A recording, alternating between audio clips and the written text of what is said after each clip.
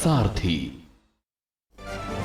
13 सितंबर को इंडिया गठबंधन दल की बैठक, पहली चुनाव रैली और सीटों के बंटवारे पर होगा मंथन। 1 सितंबर को मुंबई में हुई थी तीसरी बैठक। दिल्ली में हुई बारिश से भारत मंडपम में भरा पानी, कांग्रेस बोली विकास तैर रहा है। ट्वीट कर कांग्रेस ने केंद्र सरकार पर साधा निशाना। मॉरिशस के पीएम प्रविंद जुगनाथ का वाराणसी दौरा, काशी विश्वनाथ मंदिर का करेंगे दर्शन। 2 दिवसीय दौरे पर पहुंचे वाराणसी। श्रीनगर के बारामूला हाईवे पर आईईडी बरामद, सुरक्षा बल के जवानों ने किया डिफ्यूज। जम्मू कश्मीर में बड़ी साजिश नाकाम। छिंदवाड़ा के चौराही में भीषण सड़क हादसा हुआ। एसएमटी की बस का टायर फटने के बाद लगी आग, हादसे में सभी यात्री सुरक्षित। और यूपी में भारी बारिश से बिगड़े हालात, कई घरों में गिरी बिजली, स्कूल कॉलेज किए गए बंद। अगले 24 घंटों के लिए आईएमडी ने अलर्ट जारी किया। आप देख रहे हैं के न्यूज, खबरों का सारथी। नमस्कार, देश की बात में आपका स्वागत है। मैं हूं आपके साथ मनोज मानस। रुक करेंगे खबरों का। खबर दिल्ली से आ रही है। केजरीवाल सरकार का बड़ा फैसला सामने आया है। आपको बता दें, दिवाली पर पटाखे जलाने पर फिर बैन लगा है। पटाखों की बिक्री और जलाने पर रोक लगाई गई है। देश की राजधानी में पटाखे जलाने पर एक बार फिर से बैन लगा है। तो दिल्ली के केजरीवाल सरकार का यह बड़ा फैसला सामने आया है। देश की राजधानी में पटाखे जलाने पर एक बार फिर से बैन लगाने का डिसीजन लिया है केजरीवाल सरकार का यह बड़ा फैसला। इससे पहले भी केजरीवाल सरकार ने यह फैसला लिया था। दिवाली के समय पर पटाखे जलाने पर पूर्ण रूप से बैन लगाया गया था। तो पटाखों की बिक्री और जलाने पर दिल्ली में पूरी तरीके से बैन रहेगा। दिल्ली की राजधानी, माफ कीजिएगा, देश की राजधानी में पटाखे जलाने पर पूरी तरीके से रोक रहेगी। तो दिल्ली से इस वक्त की अहम खबर, केजरीवाल सरकार का बड़ा और अहम फैसला। दिवाली पर पटाखे जलाने पर फिर लगा बैन।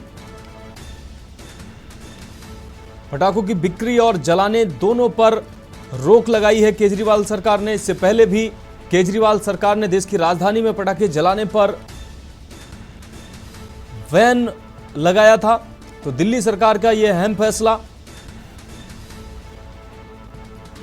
तो दिल्ली सरकार इस फैसले के बाद इससे पहले निशाने पर भी आई थी लोगों के कि दिवाली पर ही आखिर क्यों पटाखे फोड़ने पर रोक लगती है। तो एक बार फिर से केजरीवाल सरकार ने पटाखे बेचने और जलाने पर दिल्ली में रोक लगाई। हमारे संवाददाता प्रवेश शर्मा इसी खबर पर ज्यादा जानकारी के लिए हमारे साथ जुड़ गए हैं। प्रवेश, एक बार फिर से दिल्ली सरकार ने बड़ा फैसला लिया है। दिल्ली में पटाखे बेचने और जलाने पर रोक लगी है, क्या अहम अपडेट है?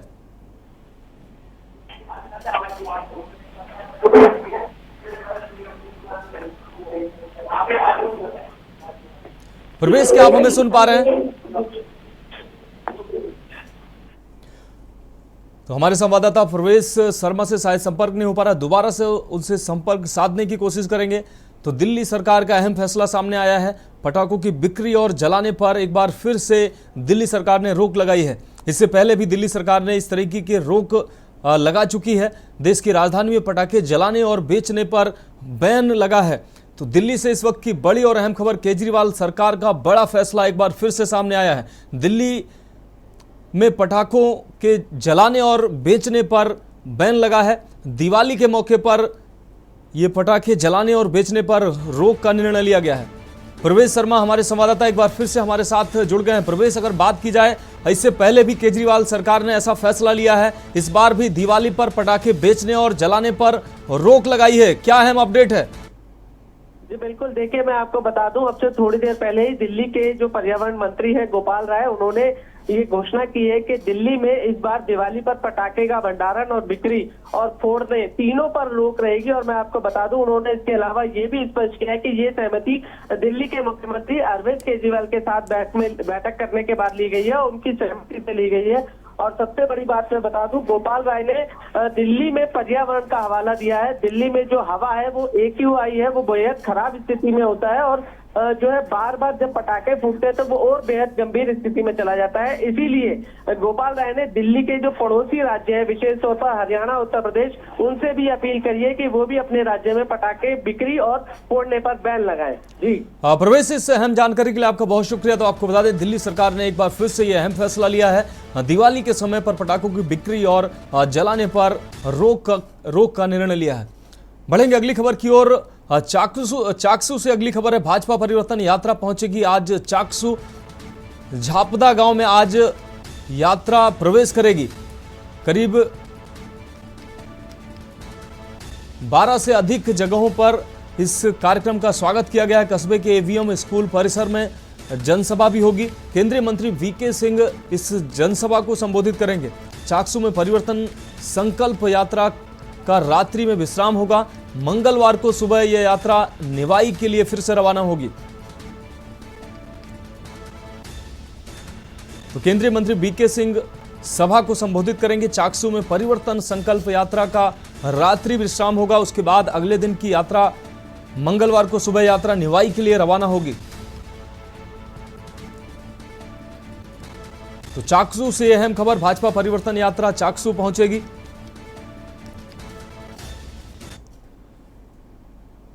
देश की बात में अगली खबर रेवाड़ी से है, जहां बाजरे की एमएसपी पर खरीद को लेकर किसानों ने रेवाड़ी जिला सचिवालय पर जोरदार प्रदर्शन किया है।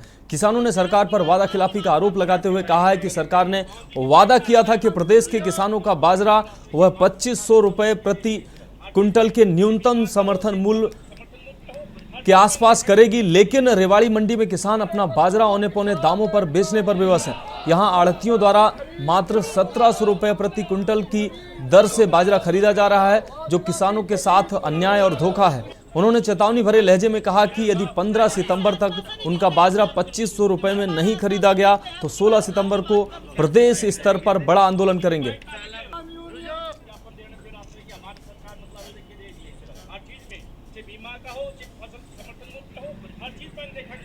सरकार ने ये कही थी अब हम 2500 बाजरा बिकवाएंगे, 2500 बाजरा खरीद लो। हम सरकार को भारतीय किसान यूनियन चरौनी आज आखिरी चेतावनी देनी आती है, क्योंकि पूरे हरियाणा में आज जिला मुख्यालय पे भारतीय किसान यूनियन चरौनी ने रोष प्रदर्शन किया है और हमने इसी कड़ी में बाजरा जो औने पौने दामों में बिक रहा है, हम सरकार से ये मांग करते हैं और चेतावनी देते हैं कि हमारा बाजरा 2500 बिकवाए, जो वादा किया था।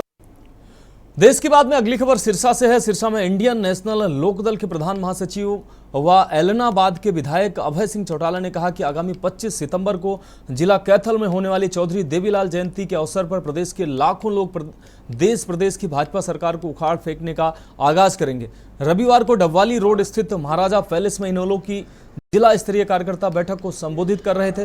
उन्होंने कहा कि इस राज्य स्तरीय जयंती समारोह में देश के 14 विभिन्न राजनीतिक दलों के दिग्गज राजनेता शिरकत करेंगे और चौधरी देवीलाल को अपनी श्रद्धांजलि अर्पित करेंगे। इनेलो नेता अभय सिंह चौटाला ने कहा कि देश में जब भी सत्ता परिवर्तन की शुरुआत होती है तो उसका आगाज हरियाणा से होता है और इस बार भी शुरुआत हरियाणा से ही होगी। उन्होंने कहा कि कैथल में होने वाले जयंती समारोह को लेकर हरियाणा वासियों में खासा उत्साह है। सीताराम येचुरी आएंगे। ममता बनर्जी खुद आना चाहती थी, लेकिन उनका 25 का कार्यक्रम पहले से फिक्स था, इसलिए आ नहीं सकती। उन्होंने अपने राज्यसभा का जो उनका लीडर है उनकी ड्यूटी लगाई है, वो आएंगे। और भी कंफर्मेशन हो जाएंगी। सुखबीर बादल आएंगे। इसके अलावा मुझे लगता है कि 2-4 और भी, शरद यादव जी जो है उनसे मेरी, शरद पवार जी से मेरी मुलाकात होनी है। वो 12 या 13 तारीख में मुझे दिल्ली मिलेंगे। मुझे पूर्ण उम्मीद है कि वो भी जरूर आएंगे। उसके अलावा कई और ऐसे नाम भी आ सकते हैं। अगली खबर यमुनानगर से है, जहां स्पेशल सेल टीम ने जम्मू कश्मीर से 3 युवकों को गिरफ्तार करने में सफलता हासिल की है। आपको बता दें, जिन्होंने अपने ही मालिक के गोदाम से रात को ट्रक चोरी कर लिया। आरोपियों को कोर्ट में पेश कर न्यायिक हिरासत में भेज दिया गया है।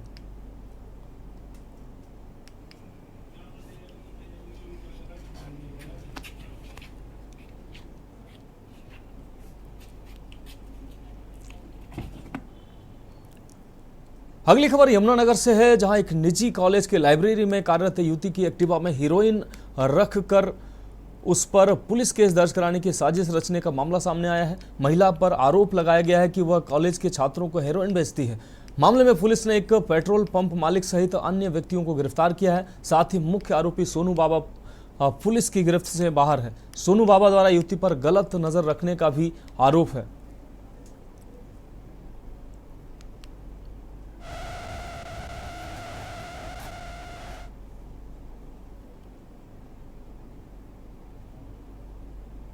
जो शुरू में उद्योग अंकित किया था, तो उसमें किसी की इन्फॉर्मेशन के बेसिस पे ये सूचना मिली कि स्कूटी के अंदर स्मैक रखी हुई है, और उसी सूचना के आधार पर पुलिस ने कार्रवाई की है। तो जब स्कूटी के जो मालिक हैं उनसे बातचीत की गई, तो उन्होंने आरोप लगाया कि ये सोनू बाबा नाम का एक व्यक्ति है, जो उसके ऊपर काफ़ी लंबे समय से बुरी नज़र रख रहा था, उसका पीछा कर रहा था।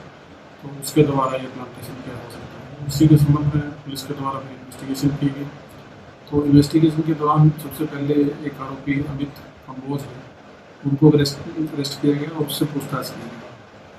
पूछताछ में उसने बताया कि जो सोनू बाबा है और उसके साथ एक अन्य आरोपी अमित है, उन दोनों ने स्कूटी में जो ड्रग्स है वो प्लांट की थी।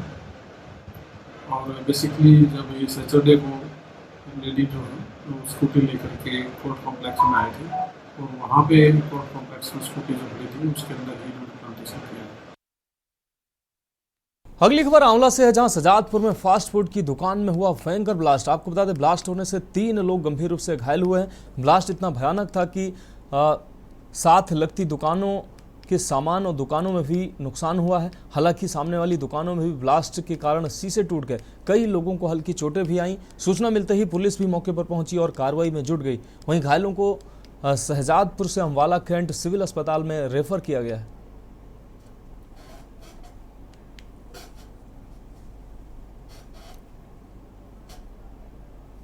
ओवन है वो इलेक्ट्रॉनिक भी और वो गैस पे भी चलता है। आज ही मैम सुबह जब गए, इन्होंने अपनी शॉप खोल ली। इनके मैम 2 कस्टमर थे। जैसे ही मैम किचन में एंटर किया इन्होंने प्लग वगैरह इन किया वहाँ पे मैम बहुत बड़ा ब्लास्ट हुआ। लेकिन मैम ब्लास्ट में ये था कि ब्लास्ट जैसे मैम फायर का ब्लास्ट होता है ना मैडम, बहुत ज़्यादा आग होती है, वैसे मैम ये ब्लास्ट नहीं था। कोई आग नहीं थी मैम इसमें, बस मैम वो अवन था वो ब्लास्ट हुआ। और उसकी शॉक वेव की वजह से मैम जो दुकान थी, जो उसके साइड में दुकान थी मैम, जो भी उससे जॉइंट दुकानें थी 2-3, वो सब मैम क्षतिग्रस्त होगी, बहुत बुरी तरह से नीचे गिर गई। ये 3 जो बंदे थे मैम, वो मैम बाहर आके वहीं पे मौके पे जो भी बंदे थे उन्होंने इनको देखा, और मैम ये तीनों बंदे थोड़े टाइम बाद इनके ऊपर मैडम बर्न मार्क्स थे बहुत ज़्यादा। खबर रेवाड़ी के संगवाड़ी से है, जहां पति पत्नी के बीच चल रहे आपसी विवाद के बीच महिला के चचेरे भाई ने उसके ससुर को गोली मारकर घायल कर मौके से फरार हो गया। गोली चलने के बाद गांव में दहशत का माहौल है। घायल को एक निजी अस्पताल में दाखिल कराया गया है। पुलिस ने केस दर्ज करने के बाद आरोपी की तलाश शुरू कर दी है। दरअसल युवक ने रात में घायल के पास आकर पैर में गोली मार दी। इसके बाद आरोपी मौके से फरार हो गया। पुलिस गोली चलाने के आरोपी युवक की तलाश कर रही है। गोली चलने की घटना से गाँव में दहशत का माहौल बना हुआ है।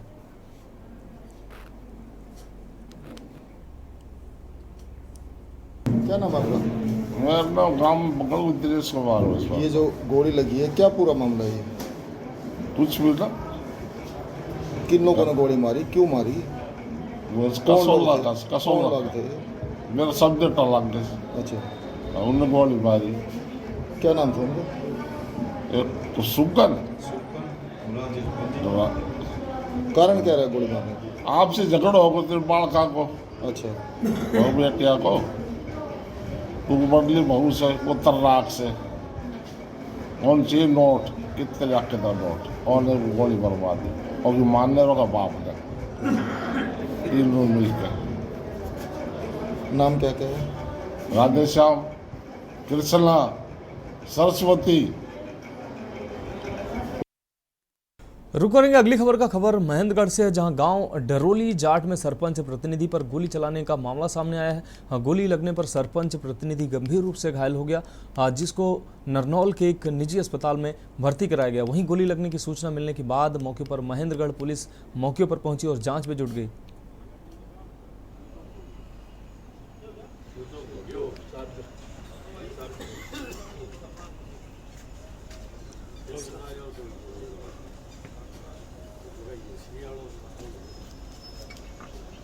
उसने। मेरा गांव डेरलीजाट है जी। नाम क्या आपका? मेरा नाम रणवीर सिंह ढिल्लो है जी। और मैं डेरलीजाट का रहने वाला हूँ और मेरी घरवाली मेरी मैडम सरपंच है फिलहाल। नाम क्या है आपका? मेरा रणवीर ढिल्लो जी। गांव डेरलीजाट जी। जी बताइए। ठीक है, और मेरी घरवाली सरपंच है फिलहाल। ठीक है, और मैं मेरे घर के जस्ट साथ में हमारे खेत के अंदर पूड़ियाँ पड़ी थी, वो लगा के मैं घर के लिए वापसी चलने लगा था, एकदम मेरे को ये गोली मारी गई है पीछे से टांग में और ये पार लिख गई है गोली। ये है। किसी पे शक है? शक तो किसी के ऊपर क्या बताऊँगा, शक का तो मेरे पहले घर पर को हुआ था पंगा एक बार, शक है तो नहीं। 17 जनवरी तो पुलिस को शिकायत कर दी आपने? हाँ कर दी थी।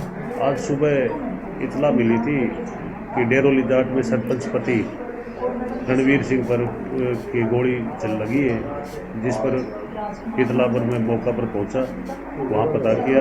यहाँ CBM हॉस्पिटल नारनौल पहुंचकर रणवीर से पूछताछ की, जिसने बतलाया कि मैं अपनी खेत में पूड़ी लगा रहा था, अचानक कहीं से आवाज़ आई तो मैंने देखा मेरे पैर में गोली लग गई, और ये नहीं बता सकता किसने मारी है गोली, क्या नहीं है।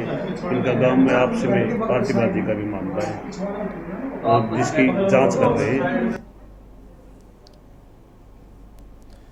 अगली खबर नवा शहर के बालाचौर तहसील से है, जहां लूट की घटना को अंजाम देने वाले 2 लुटेरों ने सामान लूटकर व्यक्ति को नहर में फेंक दिया। जानकारी देते हुए परिवार के सदस्यों ने बताया कि प्लम्बर का काम करने के लिए घर से गांव गढ़ी कानून को गया हुआ था। जब वह घर वापस नहीं लौटा तो अपने बेटे को ढूंढने परिजन गांव रखरहा बेट पहुंचे। मौके पर पहुंची पुलिस ने शव को पोस्टमार्टम के लिए भेजा है।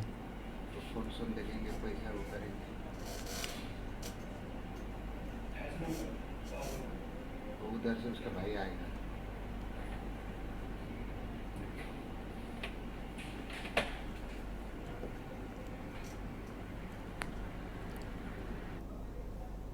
अगली खबर गुरदासपुर से है, जहां पत्रकारों द्वारा निःशुल्क मेडिकल परीक्षण एवं बीमा राशि 4 गुना करने की मांग को लेकर पत्रकारों का एक प्रतिनिधिमंडल पंजाब हेल्थ सिस्टम कॉर्पोरेशन के चेयरमैन रमन बहल से मिला। वहीं पत्रकारों ने अध्यक्ष रमन बहल के माध्यम से जनसंपर्क मंत्री को मांग पत्र भेजा है। इस प्रतिनिधिमंडल में शामिल प्रिंट, इलेक्ट्रॉनिक और सोशल मीडिया से जुड़े वरिष्ठ पत्रकारों ने जनसंपर्क मंत्री के नाम चेयरमैन रमन बहल को सौंपा है ज्ञापन।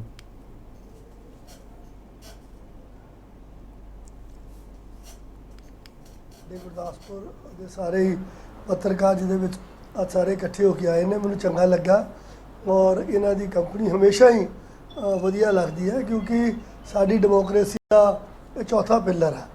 ਔਰ ਮੈਨੂੰ ਇਸ ਗੱਲ ਦੀ ਖੁਸ਼ੀ ਹੈ ਕਿ ਜਿਹੜੀਆਂ ਸਾਡੀਆਂ ਸਮਾਜ ਦੇ ਵਿੱਚ ਖਾਮੀਆਂ ਨੇ ਉਹਨਾਂ ਨੂੰ ਇਹ ਉਜਾਗਰ ਕਰਦੇ ਨੇ ਔਰ ਲੋਕਾਂ ਦੇ ਜਿਹੜੇ ਜਜ਼ਬਾਤਾਂ ਦੀ ਤਰਜਮਾਨੀ ਬਖੂਬੀ ਦੇ ਨਾਲ ਆਪਣੀ ਕਲਮ ਨਾਲ ਕਰਦੇ ਨੇ, ਔਰ ਉਹਦੇ ਨਾਲ ਕਈ ਚੀਜ਼ਾਂ ਦਾ ਫਾਇਦਾ ਹੁੰਦਾ ਵੀ ਜਿਹੜੀ लोगों दी मुश्किलां भी सामने आउंदियां ने और उन्हें हल करने दे विच बहुत मददगार साबित होंदे ने। बात करेंगे अगली अहम खबर की। झारखंड के देवघर के बाबा बैद्यनाथ व दुमका के बाबा बासुकीनाथ धाम में आज बिहार के पूर्व मुख्यमंत्री व राजद सुप्रीमो लालू यादव पत्नी संग पूजा अर्चना करने पहुंचे, जहां उन्होंने बाबा बासुकीनाथ पर जलाभिषेक कर आरती किया। पूजा अर्चना के दौरान उनके साथ बिहार के पूर्व मंत्री सुरेश पासवान व झारखंड सरकार के कृषि मंत्री बादल पत्रलेख भी मौजूद थे।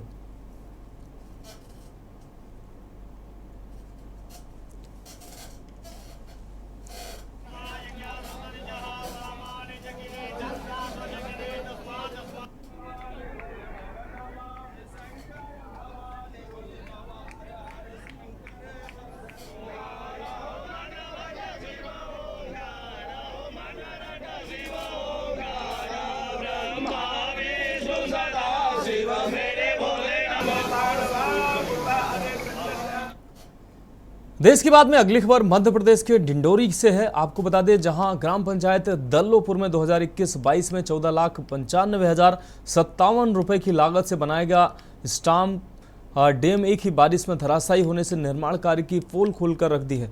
आपको बता दें, स्टाफ डैम की यह तस्वीर खुद बयां कर रही है कि निर्माण कार्य में किस तरह की लापरवाही की गई, जिसका जीता जागता सबूत स्टाफ डैम खुद बयां कर रहा है। भ्रष्टाचार की पोल खोलती यह तस्वीर। सबसे बड़ी बात यह है कि बजाग जनपद में भ्रष्टाचार रुकने का नाम नहीं ले रहा है, क्योंकि जनपद में बैठे अधिकारी कभी निर्माण स्थल पर जाकर देखते ही नहीं हैं, जिससे निर्माण कार्य में खुलकर भ्रष्टाचार हो रहा है।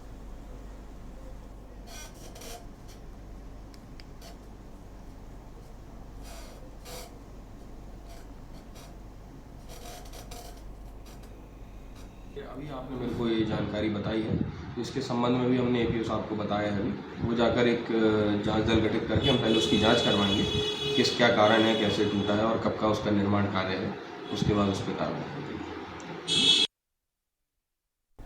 अगली खबर मध्य प्रदेश के जबलपुर से है, जहां पहली बार थैलीसीमिया जनजागरण समिति मध्य प्रदेश द्वारा थैलीसीमिया और सिकिल सेल पर 2 दिवसीय राष्ट्रीय कार्यशाला जबलपुर में आयोजित होने जा रही है, जिसमें संबंधित विशेषज्ञ चिकित्सकों द्वारा पीड़ितों को आवश्यक उपचार संबंधित महत्वपूर्ण जानकारी देने के साथ ही बीमारी के रोकथाम के उपाय के जरूरी बातें बताई जाएंगी। आपको बता दें कि जानकारी प्रेस वार्ता में दी गई, जिसमें सभी पदस्थ अधिकारी व समस्त कार्यकर्ता उपस्थित रहे।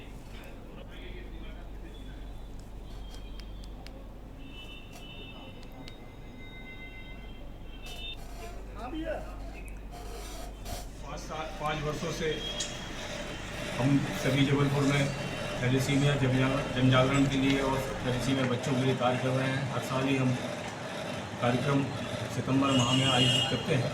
इस बार हमने राष्ट्रीय स्तर पर कार्यक्रम को रखा है। इसमें नेशनल लेवल पे सारे जो थैलेसीमिया के लिए काम करने वाली संस्थाएं हैं उनको बुला रहे हैं, और जो थैलेसीमिया बच्चे उनको बुला रहे हैं। साथ ही साथ भारतवर्ष में जो भी थैलेसीमिया के विशेषज्ञ डॉक्टर हैं वो आएंगे, वो अपना वक्तव्य देंगे, लोगों को बताएंगे कि बीमारी से कैसे निपटना है, कैसे रोकथाम करना है। साथ ही साथ यहाँ बच्चों का परीक्षण भी किया जाएगा। ये कार्यक्रम मानव भवन में थैलेसीमिया जनजागरण समिति मध्य प्रदेश जबलपुर के द्वारा किया जाएगा। आपका सब अजय कुमार।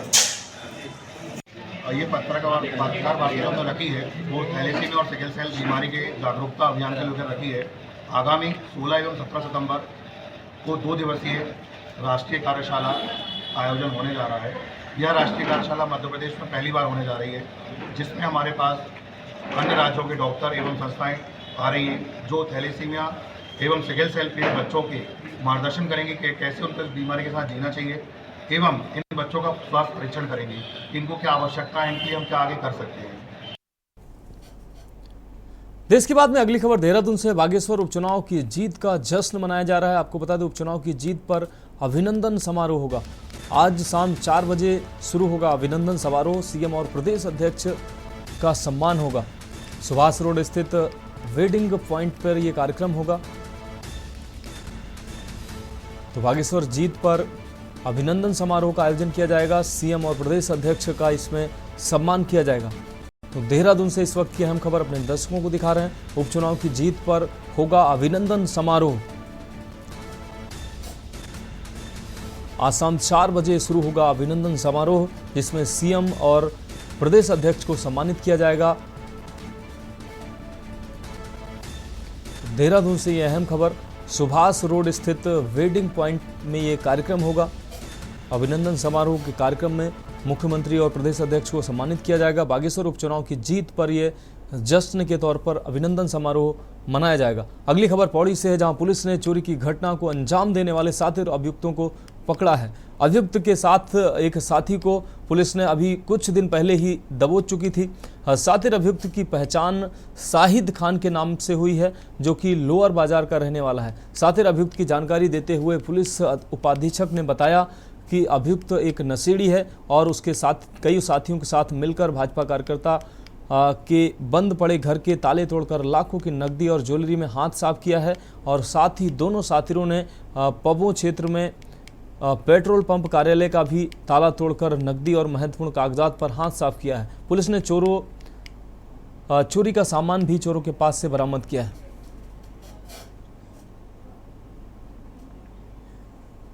इसमें पहले एक धर्मवीर था, उसको 22 साल का, उसको पहले पकड़ लिया था, जेल में है। और एक शाहिद खान है, ये बुचड़ गली का, ये भी 22 साल का है, और इसको भी पकड़ लिया है।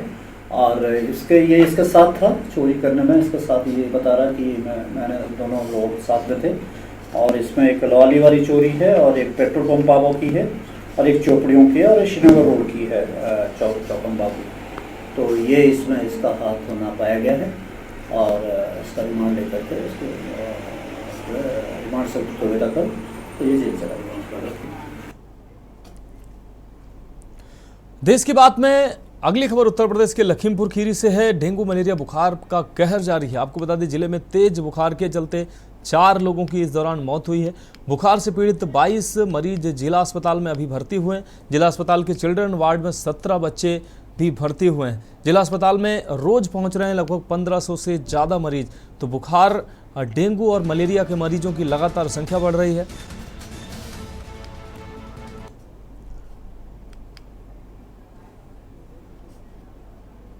तो बरसात के बाद अब बीमारियों ने पैर पसारना शुरू कर दिया है। बुखार से पीड़ित मरीजों की संख्या लगातार बढ़ रही है।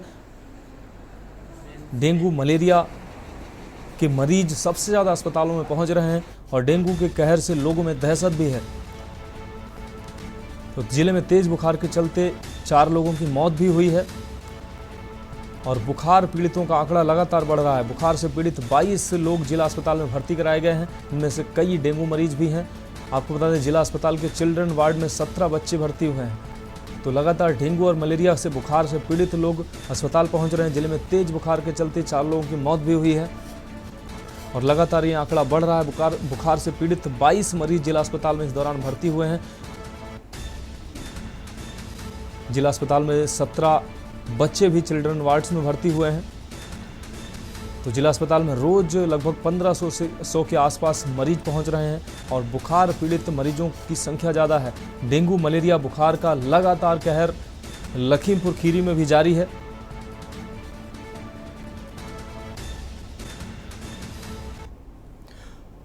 तो देश की बात में वक्त एक ब्रेक का है, जल्द हाजिर होंगे। आप देख रहे हैं सारथी। ब्रेक के बाद देश की बात में एक बार फिर से आपका स्वागत है। खबर लखनऊ से है। राजधानी में एक बार फिर से धंसी है सड़क। बारिश के चलते 1090 चौराहे के पास की सड़क धंसी है। 1090 चौराहे से जिया मऊ जाने वाला रास्ता बंद हुआ है। पहले भी सड़क धंसने के कई मामले सामने आ चुके हैं। तो लखनऊ से इस वक्त की अहम खबर अपने दर्शकों को दिखा रहे हैं। बारिश के चलते 1090 चौराहे के पास की सड़क धंसी है।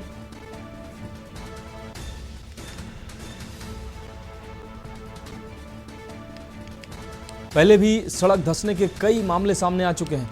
तो इस वक्त की अहम खबर लखनऊ से अपने दर्शकों को दिखा रहे हैं। राजधानी में एक बार फिर से धंसी है सड़क। बारिश के चलते 1090 चौराहे के पास की सड़क धंसी है। काफी व्यस्ततम चौराहा ये माना जाता है। उसके आसपास की ये सड़क धंसी है। 1090 चौराहे से जिया मऊ जाने वाला रास्ता बंद हुआ है।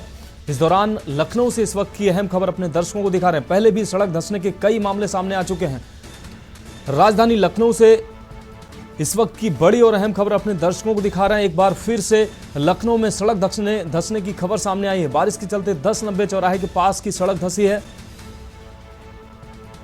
तो तस्वीरें साफ तौर से आप देख पा रहे हैं। ये काफी व्यस्ततम चौराहा माना जाता है। 1090 चौराहा उसके आसपास की ये सड़क है जो धंसी है। तो राजधानी लखनऊ में लगातार सड़कों के धंसने का सिलसिला जारी है। हाईटेक सड़कें बनाने का दावा करने वाली कंपनियों के मुंह पर यह तमाचा है। लगातार थोड़ी से ही बारिश में सड़कें धंस जाती हैं और बड़ी दुर्घटना होती नजर आती है। तो लखनऊ में एक बार फिर से ये सड़क धंसी है। 1090 चौराहे के पास की ये सड़क है। 1090 चौराहे से जिया मऊ जाने वाले रास्ते की ये सड़क है जो धंसी है।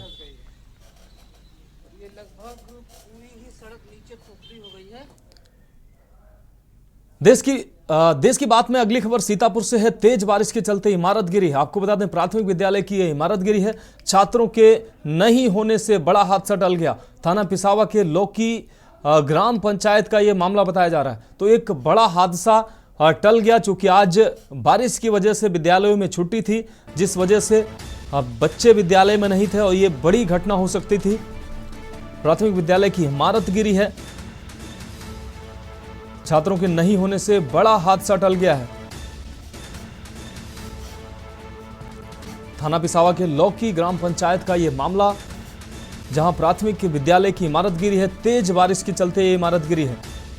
तो गनीमत यह रही कि स्कूल में छुट्टी का दिन था तो बच्चे नहीं थे। भारी बारिश की वजह से जिस तरीके से स्कूलों की छुट्टी की गई है, तो निश्चित रूप से ये बड़ी घटना टल गई है। छात्रों के न होने से ये बड़ी घटना टल गई है। ये बड़ी घटना हो सकती थी। थाना पिसावा की ये घटना बताई जा रही है। तेज बारिश के चलते इमारत गिरी है। तो सीतापुर से इस वक्त की अहम खबर, प्राथमिक विद्यालय की इमारत गिरी है। छात्रों के नहीं होने से यह बड़ा हादसा टल गया है। थाना पिसावा के लौकी ग्राम पंचायत का यह मामला है, जहां प्राथमिक विद्यालय की इमारत गिरी है। तस्वीरें साफ तौर से आप देख पा रहे हैं। स्कूल की पूरी इमारत भरभरा के गिर गई है।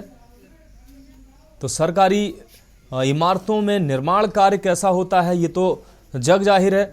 घटिया एक तो घटिया निर्माण होता है, उसके बाद अब ऐसी बारिश जिससे कुछ ही समय में ऐसी इमारतें गिर जाती हैं। सीतापुर में तेज बारिश के चलते ये प्राथमिक विद्यालय की बिल्डिंग है जो गिरी है। गनीमत यह रही कि विद्यालय में छुट्टी का दिन था। छुट्टी होने की वजह से विद्यालय में छात्र नहीं थे। छात्र न होने से ये बड़ा हादसा टल गया।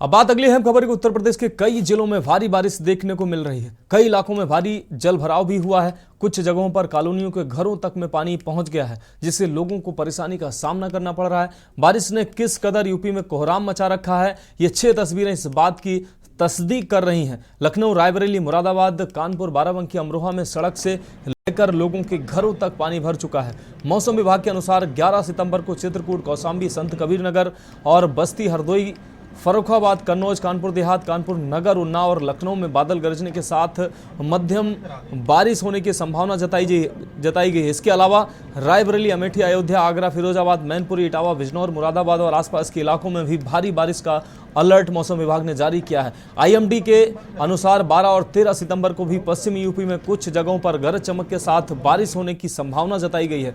मौसम विभाग के पूर्वानुमान के मुताबिक 14 सितंबर से राज्य के पश्चिमी हिस्से में भारी बारिश में कमी देखने को मिल सकती है।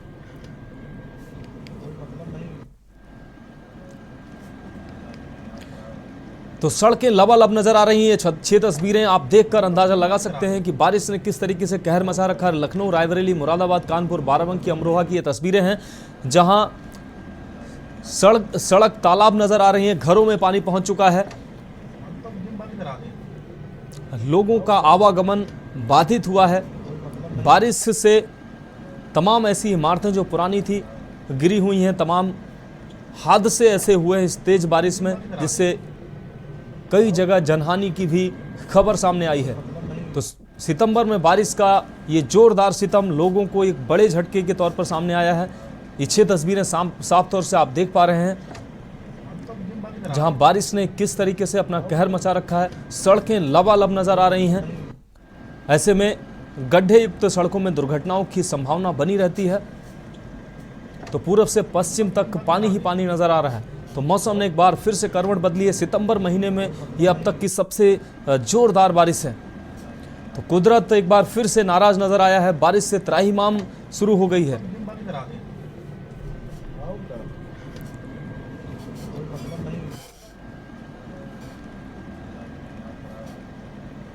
तो कई हादसे भी इस दौरान देखने को मिले हैं। कई बिल्डिंगें गिरी हैं, कहीं स्कूल गिरने की खबर आई तो कहीं सड़क धंसने की खबरें आ रही हैं। लगातार ऐसी खबरें सामने आई इस बारिश के बाद। देश की बात में बढ़ेंगे अगली खबर की ओर। बाराबंकी जिले में पिछले कई दिनों से हो रही लगातार बारिश के चलते जनजीवन अस्त व्यस्त हो गया है। शहर से लेकर गांव, कस्बा और ग्रामीण क्षेत्रों तक जगह जगह जलभराव की समस्या बन गई है। बाराबंकी रेलवे स्टेशन पर भी भारी बारिश का असर देखने को मिला है। बता दें कि बाराबंकी जिले में कई दिनों से हो रही लगातार बारिश के चलते जल भराव से हालत बिगड़ गए हैं। बाराबंकी शहर में भारी जल भराव के चलते सैकड़ों घर टापू बन गए हैं। बारिश के पानी में पूरी तरह से ये घर डूब चुके हैं।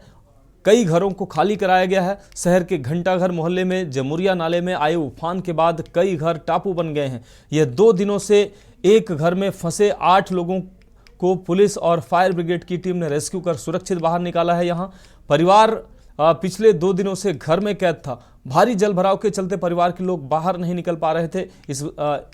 इस घर के बच्चे और बुजुर्ग भी काफ़ी परेशान थे और फंसे हुए थे।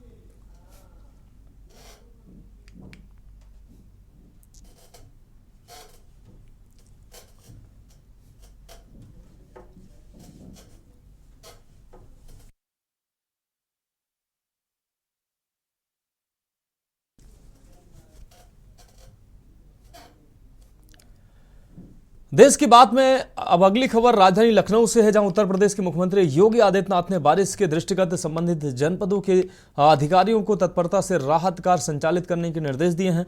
सीएम ने कहा है कि अधिकारी क्षेत्र का भ्रमण कर राहत कार्य पर नजर रखें, आपदा से प्रभावित लोगों को अनुमान्य राहत राशि प्रदान करें, अविलंब उनका वितरण किया जाए। मुख्यमंत्री ने यह भी निर्देश दिया है कि जल भराव की स्थिति में जल निकासी के लिए प्रभावी प्रबंध किए जाएं, नदियों के जलस्तर की सतत निगरानी किया जाए, फसलों को हुए नुकसान का आकलन कर शासन को आख्या उपलब्ध कराई जाए ताकि प्रभावित किसानों को नियमानुसार मुआवजा राशि उपलब्ध कराई जा सके।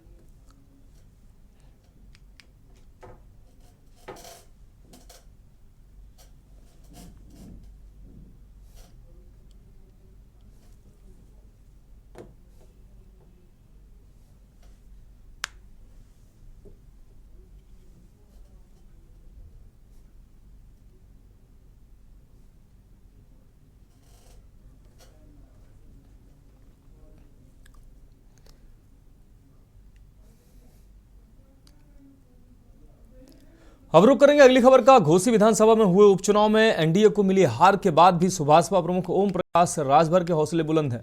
ओपी राजभर ने कहा है कि हमारा गठबंधन उपचुनाव से पहले का है, उपचुनाव की खुशी मनाने वाले लोकसभा चुनाव में हवा हो जाएंगे। घोसी उपचुनाव में सपा प्रत्याशी सुधाकर सिंह ने एनडीए के प्रत्याशी दारा सिंह चौहान को करारी शिकस्त दी है। हाल ही में एनडीए में शामिल हुए ओम प्रकाश राजभर पर इसे लेकर लगातार जुबानी हमले हो रहे हैं। बलिया पहुंचे ओम प्रकाश राजभर से जब यह सवाल किया गया कि विपक्ष का कहना है कि हार के बाद अब दारा सिंह चौहान और ओम प्रकाश राजभर मंत्री नहीं बन पाएंगे, तो उन्होंने कड़ी प्रतिक्रिया व्यक्त करते हुए कहा कि मंत्री क्यों नहीं बनेंगे, एनडीए का मालिक विपक्ष नहीं है, एनडीए के मुखिया नरेंद्र मोदी हैं और अमित शाह हैं, जेपी नड्डा इसके मालिक हैं। घोसी चुनाव में जीत पर जो लोग उछल रहे हैं, धैर्य रखिए, कहीं हार्ट अटैक ना हो जाए, दारा सिंह के साथ मैं भी मंत्री बनूंगा।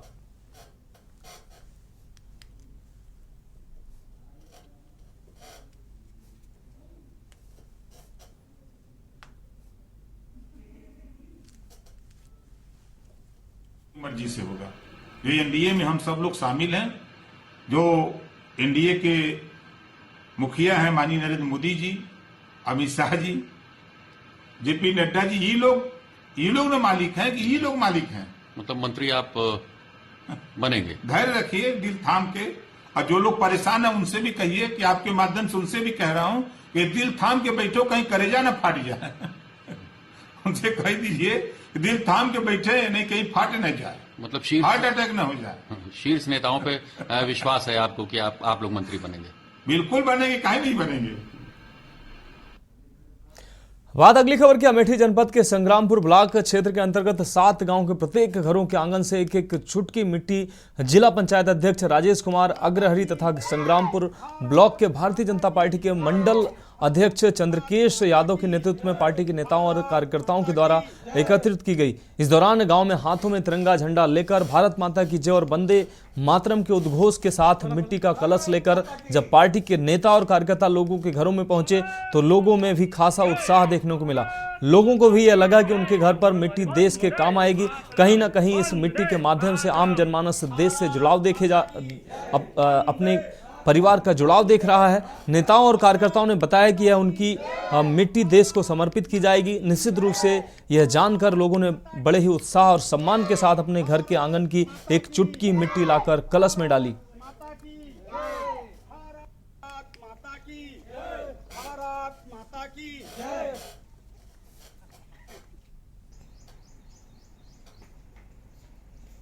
भारत माता की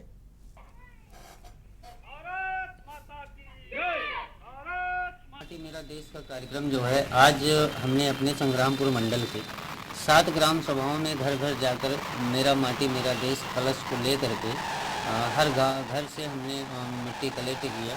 और इस कार्यक्रम का में हमने देखा कि खास करके गांव में बहुत उत्साह है। खास करके माताओं बहनों और महिलाओं के बीच में तो इतना उत्साह है कि वो देखने के बाद तुरंत आती हैं और मिट्टी लेकर के आती हैं और इतना सम्मान करती हैं सारे लोगों का, देश की मिट्टी। और ये भी पूछते हैं कि भैया ये मिट्टी हमारी कहाँ जाएगी, किस काम की आएगी, तो उनको बताया भी जाए तो समर्पित होने वाली मिट्टी है, आपके आंगन की मिट्टी पूरे देश को समर्पित।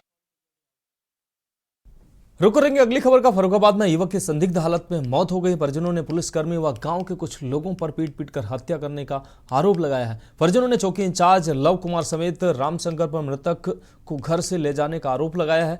घर से जाने के 5 घंटे के बाद युवक का शव गाड़ी में मिला है। पुलिस ने 100 परिजनों को बिना सूचना के पोस्टमार्टम हाउस पहुंचा दिया है। मेरापुर थाना क्षेत्र में युवक की संदिग्ध हालत में शनिवार को मौत हो गई। मृतक के भाई ने पुलिस की पिटाई से मौत होने का आरोप लगाया। भाई ने पखना चौकी इंचार्ज सहित 3 पुलिसकर्मी व 3 गांव वालों के खिलाफ पुलिस चौकी पखना में मारपीट के बाद हत्या करने के आरोप लगाए हैं। सीओ मोहम्मदाबाद जांच पड़ताल में जुटे हुए हैं। सीओ मोहम्मदाबाद ने पुलिस की पिटाई से मौत की बात से इनकार किया है। वह सड़क दुर्घटना में मौत की बात कह रहे हैं। रविवार को आक्रोशित परिजन भारी संख्या में एसपी विकास कुमार के आवास पर पहुंचे, जिन्हें अपर पुलिस अधीक्षक ने काफी समझाने का प्रयास किया, लेकिन परिजन रिपोर्ट दर्ज कराने की जिद पर अड़े रहे।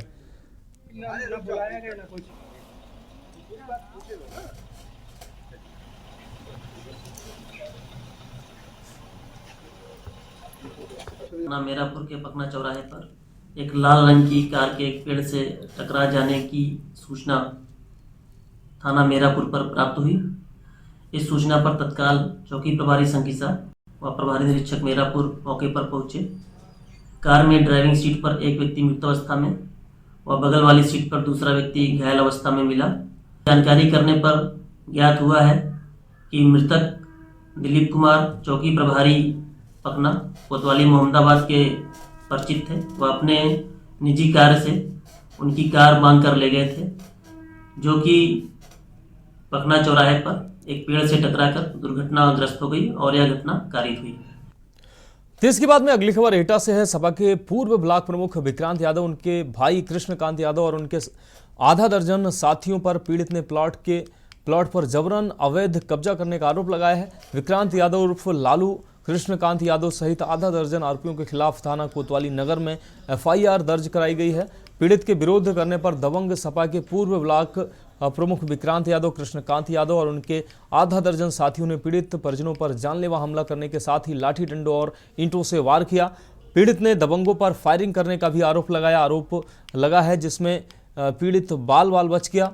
परिवार में आपको बता दें, मारपीट में पीड़ित पक्ष के कई लोग परिवार के घायल हुए हैं। एक व्यक्ति उमेश के सिर में गंभीर चोटें आई हैं, जिसे गंभीर हालत में आगरा रेफर किया गया है। सूचना पर पहुंची पुलिस ने एक आरोपी कृष्णकांत को मौके से गिरफ्तार कर लिया है, जबकि पूर्व ब्लॉक प्रमुख सहित उनके साथी मौके से फरार हो गए हैं।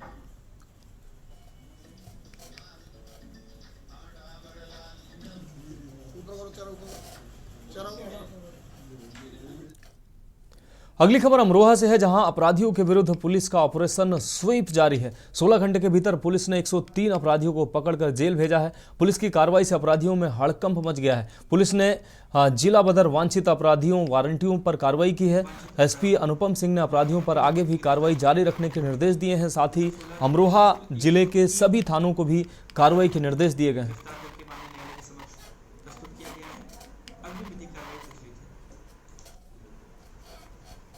जनपद अमरोहा पुलिस द्वारा 16 घंटे का एक अभियान ऑपरेशन स्वीप। जनपद अमरोहा पुलिस द्वारा 16 घंटे का एक अभियान ऑपरेशन स्वीप अभियान के तहत जिला बदर वांछित अपराधी और एनबीडब्ल्यू की गिरफ्तारी के लिए कार्रवाई हो रही थी। विगत 16 घंटों में कुल 103 अपराधियों को गिरफ्तार करके माननीय न्यायालय के समक्ष प्रस्तुत किया गया है। अग्रिम विधिक कार्रवाई प्रचलित है।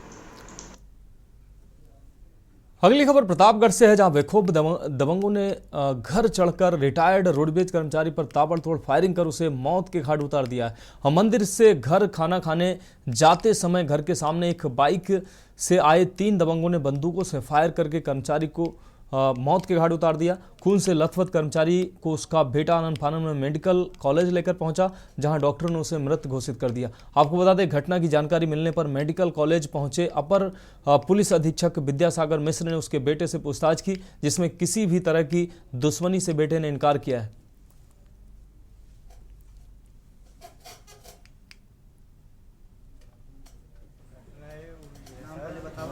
हमारा नाम शुभम कुमार तिवारी है। अकारीपुर तिवान हमारा गांव है।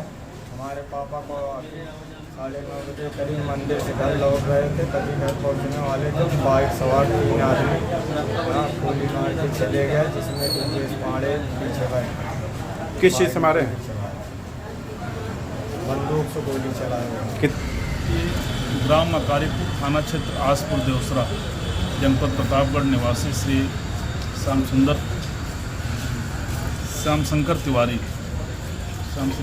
की हत्या अज्ञात बदमाशों द्वारा की गई। उनके परिजन अस्पताल लाए और उनकी मृत्यु हो चुकी है। इस संबंध में विधिक कार्रवाई की जा रही है। देश के बाद में अगली खबर संभल से है, जहां 2 दिन से हो रही बरसात से संभल में मकान ढह गया। हादसे में एक बच्चे की मौत हो गई है, वहीं परिवार के 6 लोग गंभीर रूप से घायल हुए हैं। पड़ोसियों ने सभी को मलबे से बाहर निकाला है। घटना की सूचना मिलने के बाद मौके पर पहुंची पुलिस एम्बुलेंस से सभी घायलों को जिला अस्पताल में भर्ती कराया गया है।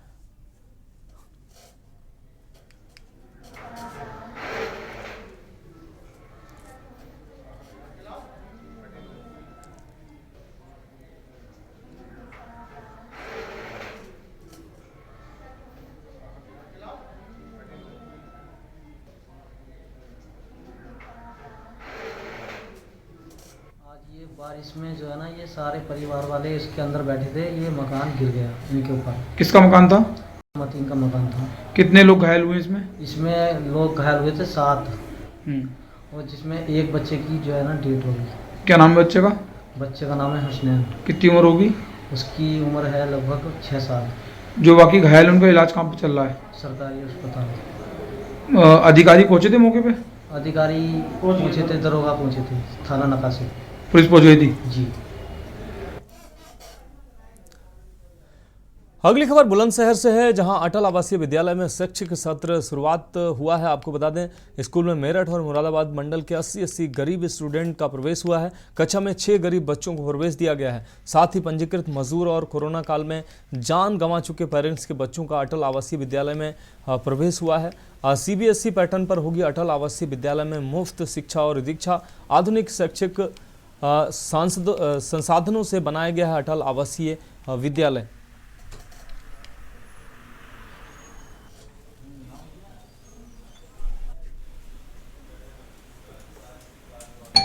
जैसा कि आप जानते हैं, मेरठ मंडल का अटल आवासीय विद्यालय हमारे जनपद के कोंधू ग्राम में बना है और बहुत ही सिग्नेचर बिल्डिंग है। उसमें जो हमारे श्रमिक भाई हैं उनके बच्चों का एडमिशन हुआ है। तो बुलंदशहर जनपद और मेरठ मंडल के 80 बच्चे हैं, जिसमें 40 बच्चे हैं, 40 बच्चियां हैं। इसी प्रकार हमारे विद्यालय में इस साल मुरादाबाद मंडल के भी 80 बच्चों का प्रवेश हुआ है, जिसमें 40 बच्चे और 40 बच्चियां हैं।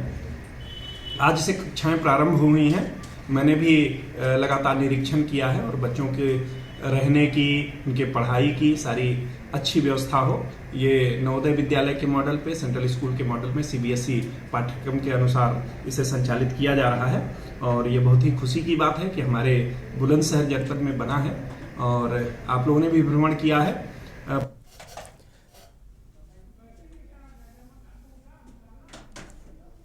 इस बीच अमेठी से बड़ी खबर आ रही है। पुलिस को बड़ी कामयाबी मिली है। अमेठी से इस वक्त की अहम खबर, पुलिस को बड़ी कामयाबी मिली है। ट्रक से 10,656 बोतलों से ये बरामद की गई हैं। साथ ही 3 शराब तस्कर को भी गिरफ्तार किया गया है। तो शराब की बड़ी खेप बरामद हुई है। पुलिस को बड़ी कामयाबी मिली है। हरियाणा के शराब तस्कर ये तस्करी कर रहे थे। शराब को चंडीगढ़ से बिहार ले जा रहे थे ये तस्कर। अमेठी से इस वक्त की अहम खबर, कमरोली पुलिस को बड़ी सफलता हाथ लगी है। आपको बता दें, मुखबिर की सूचना पर STF प्रयागराज ने दबिश दी, जिसके बाद पुलिस को यह बड़ी कामयाबी हाथ लगी। आपको बता दें, 45 लाख कीमत की अवैध अंग्रेजी शराब बरामद हुई है। तो इस वक्त की बड़ी खबर अमेठी से, पलिया पश्चिम के पास नेशनल हाईवे पर यह बरामदगी हुई है। ट्रक से 10,656 बोतलें शराब बरामद हुई है। साथ ही 3 शराब तस्कर भी मौके से गिरफ्तार किए गए हैं। हरियाणा के शराब तस्कर कर रहे थे तस्करी। शराब को चंडीगढ़ से बिहार ले जा रहे थे ये तस्कर। तो अमेठी से इस वक्त की अहम खबर, कमरोली पुलिस को बड़ी कामयाबी मिली है। मुखबिर की सूचना पर एसटीएफ प्रयागराज ने दबिश दी है, जिससे यह बड़ी कामयाबी हाथ लगी है।